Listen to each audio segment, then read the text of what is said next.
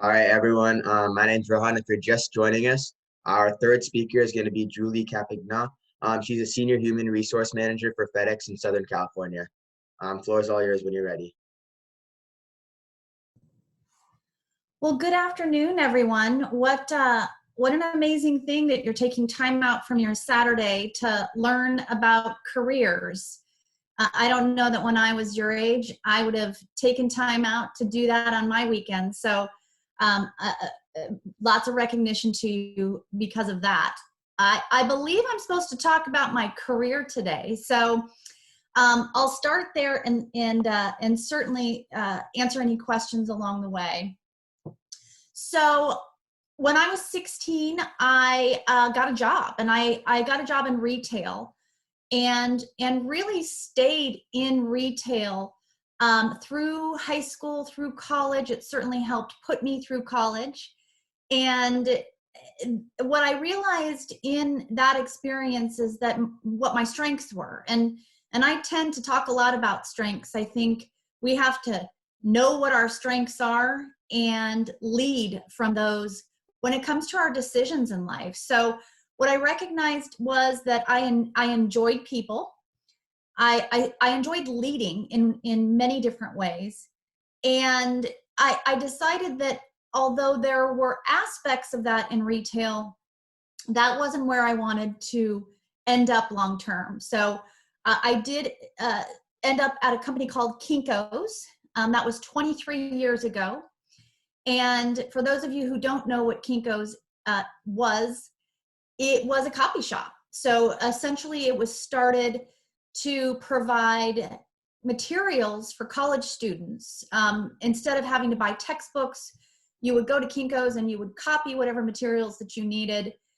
Kinko's has evolved over the years. It was purchased by FedEx about 15 years ago. And so now I'm with FedEx office. So I've been with the same company for 23 years, which is a little unusual this day and age. And like I said, it started as Kinko's and has evolved over time into FedEx office. So it is the retail face of the broader FedEx company. So here in San Diego, we've got many of them across the county. But this is where you go and make copies, drop off your packages, get posters done, so on and so forth. So from a human resources standpoint, I support our employees. We call them team members. I support our employees who work in those locations. So they are customer facing team members, and I support individuals all across the West from a human resources standpoint. So that's kind of the career in and of itself. I will say that from a people standpoint, you know, that's the focus. It is developing people. It is understanding what individuals' career paths are. It certainly is dealing with employees' grievances and concerns, which is important as well. I assist and partner with a variety of audiences, right? So I have employees who work for me across the West. They are in human resources as well. So I have a ton of interaction with my team that works for me. We also have our business folks as well. So district managers, managing directors. These are the leaders throughout the West who manage the operational side of our business. So there's a lot of relationship building that goes on when you think about how many different audiences that you have to deal with in a position like this one. In addition to that, I know you guys want to know about the academic steps that I took to get here. So, you know, like many folks, I started out in getting my bachelor's in a subject that I didn't end up in, right? So if you'll remember, I was in retail starting in 16. So I thought that's where I was going to end up. And I got my degree in merchandising and consumer resources. And so with that in mind, that's, you know, where I started. And then as I moved into human resources, about 5 years into the job, I decided to go back and get my master's, and I got my master's in organizational design. I think when it comes to education these days that's associated with human resources, it really depends on the institution as far as what the focus is or what the degree is. It might be organizational design. They may actually have a human resources path, but certainly, communications is a valuable path. Business is a valuable path. So that's kind of my academic trajectory. I got a question already, which is great. What's it like navigating the workforce as a female? Do you think it's changed the way you work? Wow, you guys come out with the tough questions right off the bat, and it's a great one. It's absolutely different in the business world as a female. So when I think about hardships and challenges I've had to overcome, that's certainly one of them. I think that it being a female in the business world, you have to really think about how you're being perceived, far more so than men might have to. I am pretty direct. I'm pretty opinionated, and I've got a high level of leadership skills. And if a man was to describe themselves as that way or behave that way, no one would question that. But I think when you've got a woman who's opinionated and is direct in their communication and tends to take the lead role in things, that can be difficult for some people to respond to purely because of the gender. So I think that's certainly been a struggle. I think women can tend to be underestimated. So when you think about challenges, that's certainly one of them. And I think that there's a number of things as life kind of rolls through. I mean, when I think about the fact that I started Kinko's, when I started at Kinko's, I didn't have a family. I didn't have a mortgage. I mean, that was 23 years ago, right? So as time has gone on and life has gone on, being a woman in the workforce changes, right? So as you have children and you're trying to raise children and work, there's a number of challenges there that, quite frankly, I don't know that men have to deal with quite as much. There's some unconscious bias around women and their expectations in the workforce. So you have to overcome those, but it's well worth the effort. So I would say from a female standpoint, those are some of the challenges that I've had to overcome. I'll speak a little bit about additional challenges. I think when I started working, I didn't really know who I was, and many of you will be in the same spot, right?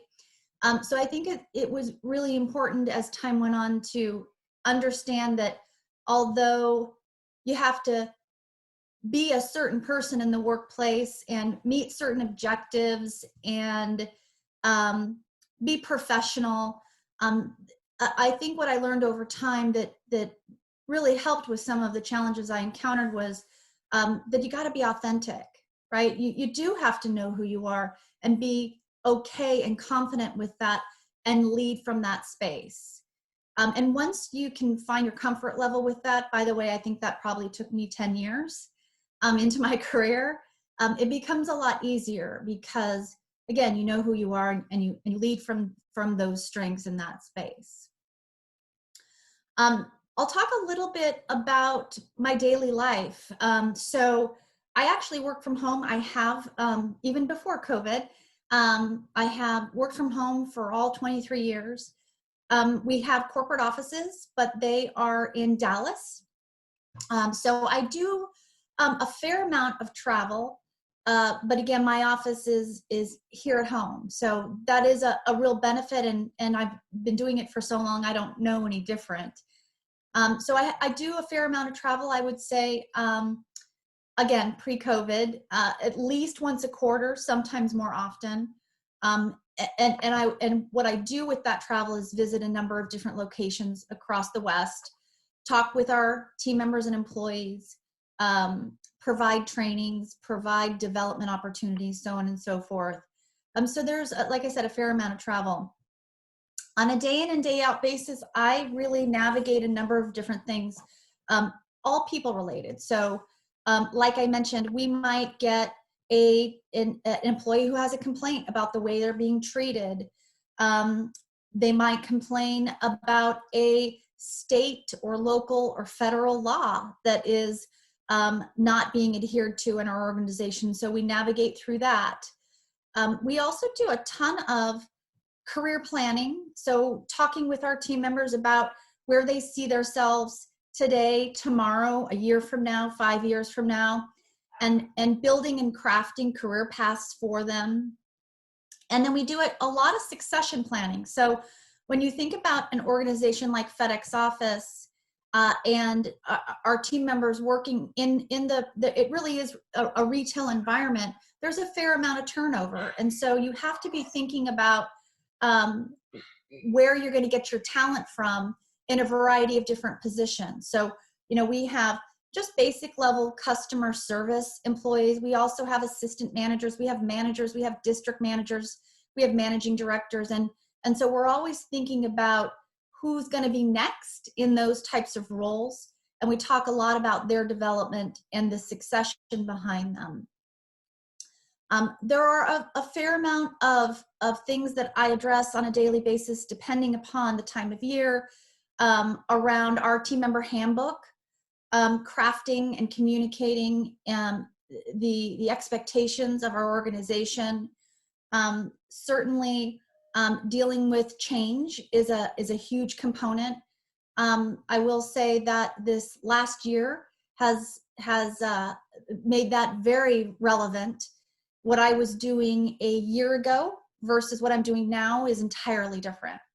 And although that's because we're in a pandemic, that's not necessarily unusual in this role. Change is pretty constant. I might be asked to work on a project or deal with a new law that's been enacted, overnight, particularly in the state of California. What I've been doing in the last year, as I mentioned, that's very different from what I'll call my normal job, is contact tracing within our stores, individuals who've been exposed to COVID or are dealing with COVID themselves. And a majority of it also has been responding to local ordinances, state laws, and federal direction around the pandemic itself, which is ever changing. Not a lot of notice. We have been for the last year as a result of the pandemic, really building the plane as we're flying it. So again, I mentioned that because regardless of the uniqueness of the situation we're in today, it's absolutely a career that's going to require you to be a bit of a change agent and be comfortable with change. So I think I covered at least the career in general. I'm happy to answer any additional questions or go in a little bit more detail in any way, shape, or form. Yeah, I think we have a few questions here. What is the biggest challenge you've gone through during your career? The biggest challenge, honestly, I think navigating working and having a family, probably. When you've got to be at work and you've got kids with runny noses and fevers. I don't have that anymore. I have teenagers just like you guys now. But I think when you have to make that transition to not just managing yourself, but having to manage and support others, that's pretty challenging and tough to get your brain around. Another one. What's your favorite part of your career? That's a great question. I love the feeling that I get when I'm able to solve someone's problem. And I get the opportunity to do that quite a bit. Now, solving people's problems also means there's a lot of conflict that has to be navigated. So that's my daily life, is dealing with conflict, right? Unhappy people who I have to help with their concerns or their issues. And so at the end of the day, if I'm able to do that, that's really, that's very satisfying for sure.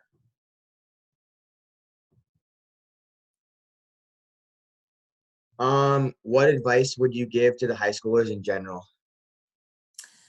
High schoolers who are interested in this career, or just high schoolers in general? Both, like in Okay. this career, I think. Okay. So first of all, I would tell you all the same thing I tell my kids, which is not to take life so seriously. I find that high schoolers today do that quite a bit. And I think it's super important, no matter what age you are, to have fun. I think everything in moderation is a really good thing to keep in mind. And that includes academics in moderation, fun in moderation, laughter in moderation, tears in moderation, right? You really need to approach life from a balanced perspective. And I think that's incredibly important as a high schooler, because the world is telling you that certain things are way more important than others.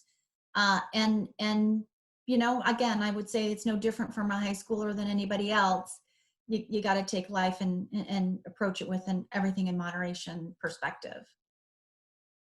As far as this career, so if you're sitting there thinking, I really think this is something I want to do, I encourage you to go for it. It's a great career.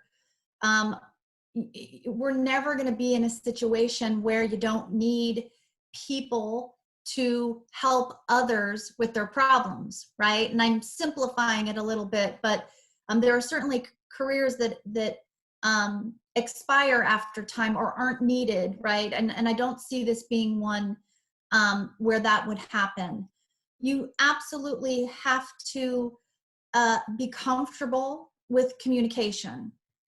It's a critical factor, quite frankly, in any career, and in life, by the way, but particularly in this career. You have to be willing to go there, address the conflict, push the envelope, not want to brush it under the rug or ignore it, right? You've got to be somebody who is okay with peeling back the layers and saying what's going on here, even if you know what's going on is going to be really difficult to deal with.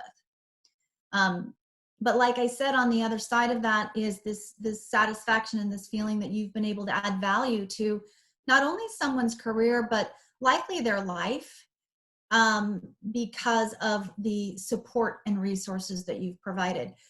When I think about this last year in my career, you know, I talked a lot about the tactical aspects of what we've had to deal with, but people are suffering.